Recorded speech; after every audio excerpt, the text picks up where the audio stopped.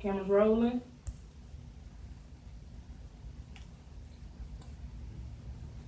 Action.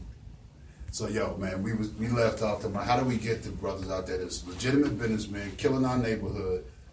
They hidden gangs, they got organizations. Cause how we get them to pop up and say, you know what, enough of this. I'm gonna go ahead and switch the game and go legit. And Chris was saying that some of them don't even realize that the legit game exists. How can that be, man?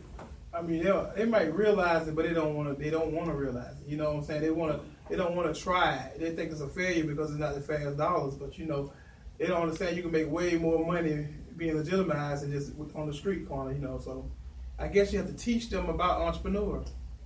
So how we get? But we got. I mean, we may have to. I guess we have to start a class. Start a class. I'm telling you, I think we're going to have to go up. We're going to straight just break up in the hood. Some folks need to say, for real. I mean, one-on-one, really. Yeah, for real. But the first step, and this is where we have the issue in our black community. The first step is we have to connect with them. They got to trust you first. And that is the key. See, the churches, they say, come to Christ, do such and such. But the churches are not going to the traps. Right. They got to go to the traps to pull those guys in. So what we have to do is, and we have a program in my organization called Streety, where we want to tap into the powers that be in the streets and get them educated and understand that, you know what, you already a businessman. Mm-hmm. Let's flip the game. Right. The game that you're playing is, you're doing it because you have to or whatever, the glorification. But let's flip the game to make it where you are empowering others. You still controlling your neighborhoods, but you're just doing it in a different way. But so it's the connection first. That's the first step. You got to make that connection. I think you got to get the trust. Because before you can even think about the connection, you got to have somebody that's. Well, that's what trust is. When you reach out to them and say, hey, my brother, this is, I'm coming to you with this. You already got the game. You already know what the game is. It's a show and tell thing. That's right. Yeah. So you got to make that connection. You got to make that. I don't think most brothers want to hear it. I was just going to say, I think we got to catch them when they're young and teach the youth how to come up in a way versus trying to make a grown man change his ways, because it comes down to looking at yourself and the higher power and coming to a realization with yourself to change. Just like, in relationships, they say a woman can't change a man. Well, it's hard for us to change men too, unless they won't change. First they have to want the information, want the knowledge, want to be in a place where they want change, to be able to accept that connection. Well, again, that's why I asked the question earlier. Do you believe a hustler, if he had an opportunity to open up a car wash or open up a T-shirt business across the street, would he do it? I said and absolutely. Said, yeah. So that means so what that means is that they're willing to do it, but you still got to make that first connection to show them. That means they have the talent and ability to do it. See, one thing I believe is you can be at the right place in the right time, but if you don't know it and realize it, it doesn't mean nothing. But even if you know it, you got to let's keep it real, because I think you hit the nail on the head. You say if it's a grown man, that's the only thing he's ever known. That's how he provides for his family. Mm-hmm. Because I give it to some of the hustlers. They look out for they people that's in their circle. Mm-hmm. And if they don't have no skills to go beyond that hustle game, I think it's got to be something more than just, I think they might, I don't want to give up on our brothers. Absolutely not. Because that's what I'm saying. Because I think too many people have already done that. What you're saying is that the older guys, like, that's in the hustle game, that it wouldn't work. Yeah, they're businessmen already. Yeah. They running the game already. But you're going to show them, hey, you know what? You take this money and invest it in this. Then we just say we need to invest in our communities. Can you imagine all the dope money that got invested in the communities and then that flip into black businesses? Who's to say that it can't happen? I'm not going to say it can't happen. It happens. It does happen. An exceptional few. Right.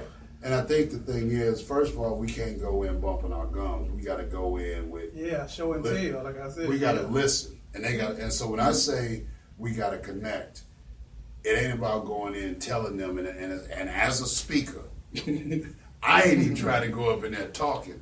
I'm No trying to one go cares up in how much you know until they know how much you care. Bam. And so Basically. what I'm proposing, and I think is a potential solution, is we can't go up in there guns a blazing, mouths and lips flying. I think we got to go up in there with our ears to help to understand how do we unlock you or unleash you from this lifestyle that you've been stuck in for decades, if not centuries, based on traditions.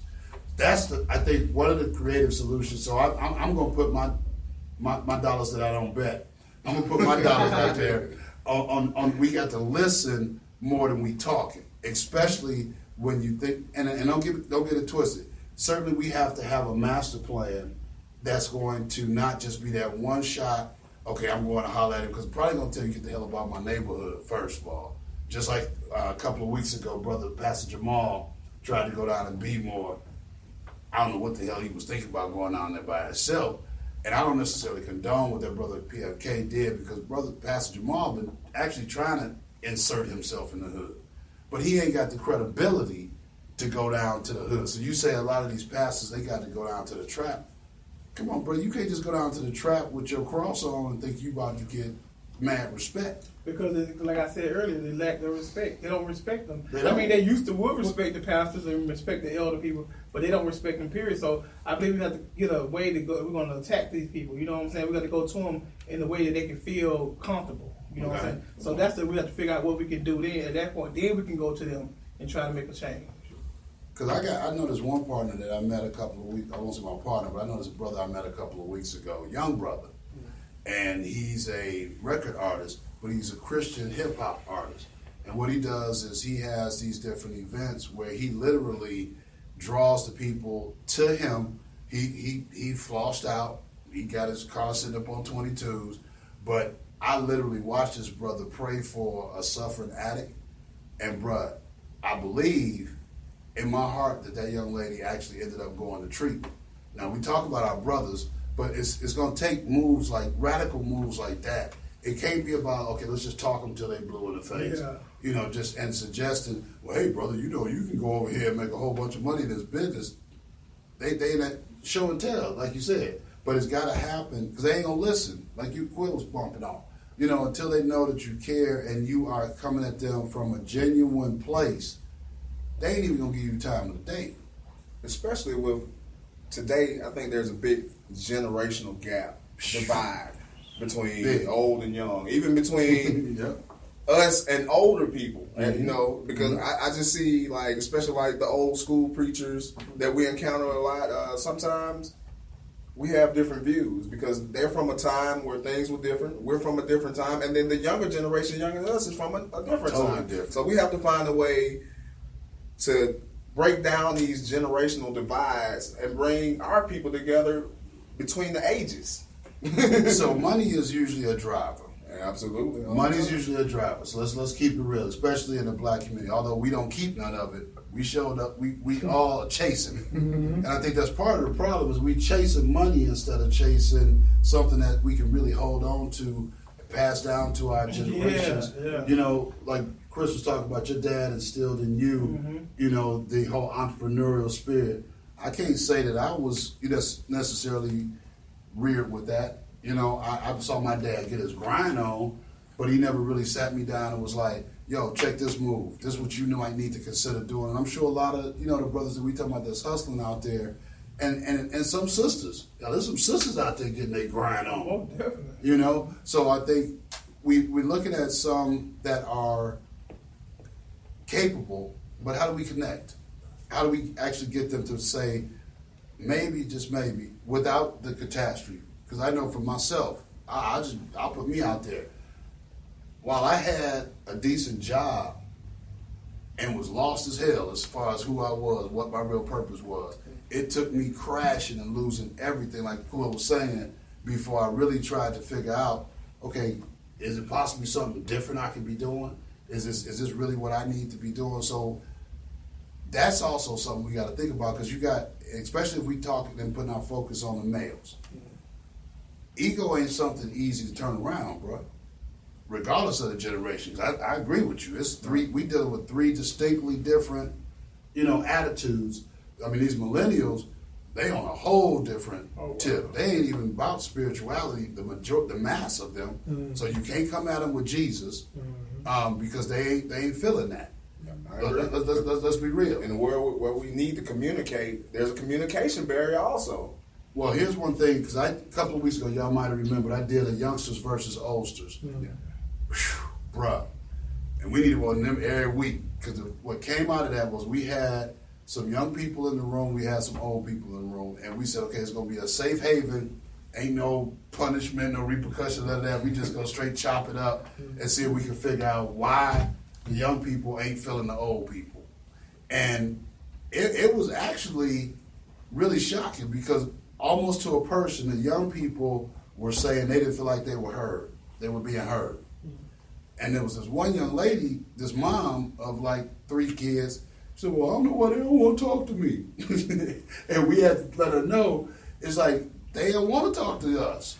You know, so similar thing with the drug dealers and the people that's in the hood and in the trap and their businesses, we got to be able to have some way of bringing them together. I mean, you was out in Cali. Was you out there during the time the Bloods and Crips actually had that truce for a little bit of time? Because they trucing that. They wasn't trucing there. But I mean, I think there's been some trucing. Oh yeah, when the that was Rodney King, after the Rodney King incident. after the Rodney King thing. Yeah. So what was the impetus to make that happen? What were some of the things, you know, that's the kind of thought process, the think tanks we need to engage in. Common enemy. The common enemy. Common enemy or common cause. Okay, well, we got a common enemy. It's called poverty. No, straight up. I mean, It's think called about it. oppression. It's called oppression. It has to be called- something more. It has to be something more significant. Something like that's why the Donald Trump thing. It's just so gravitating that it's going to bring people together that normally wouldn't even come together. Trump? That was the same thing. Oh yeah, You mean to support him or to figure out against him. Oh, okay, all Against right. him. Same all right. thing, similar to what happened with Rodney King. It was an incident that happened that brought everybody together. Okay. But then after that, same thing with the Million Man March. Something that brought us all together. Then he went back to the crabs in the bucket. So Right. it reverts back after the pageantry. After the pageantry. of the incident. And I mean, not to say this, but I think Trump is a distraction for a bigger something else that's going on because he's everywhere. So I mean, and people like you got some people saying he vote for him, not to vote for him, whatever. But he's just a distraction for something that's bigger going on. So I think he just was the door to open up with what's real, and now gives them an opportunity to say and do what they said, what they've been wanting to say, and he just was the door to open up for that. So when you say they, Dr. J, who you talking about? Let's just be transparent. Let's put it out there. Who's the they? They is the people that are against minorities and poor people. Now they, instead of just being against it and just cover it up and just be quiet about it, they can just actually say now, you know what, this, that, and the other. They'll just say it out in the open.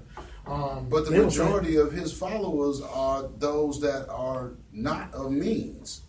The majority of the Trump followers, seriously, if you look at the numbers, a lot of them ain't very well off people. The Republican Party, a lot of them are running away the other way from that fool.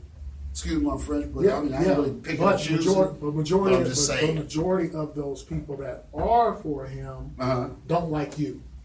Agree. And now they'll say it. That's the difference. Okay. That's the difference. It wasn't like that before. They would just, you'll see them, Paulding County or whatever, and they won't say much, but you know Fake what they smiles. feel. Yeah, And you know the what thing they feel. is, even though they don't have the money, they think they're better than us because of the color of their skin. Yeah, and because he is the symbol of that. It is going to get deeper and deeper as it goes closer to November. So you think we about to roll back into a civil rights era? I don't know about civil rights, but Cleveland going to be a piece of work. Cleveland gonna be a piece of work. In July, Cleveland going to be a piece of work. Cleveland gonna be a Because piece of work. It's a lot of poverty there, and they going to come there with all that stuff. It's going to be. And that ain't Cleveland ain't the only spot. I mean, Detroit, my crib, and they I'm talking about that's for the Republican convention. Right. So Gotcha. Next month. Gotcha. So check it out, man. We gonna keep it moving with this Black Lives or being black in America, because I think this is hot, and we're gonna come back with one more segment and see how we chop it up with regard to the cultural aspect. We talked about some of the demise, some of the possibilities. And we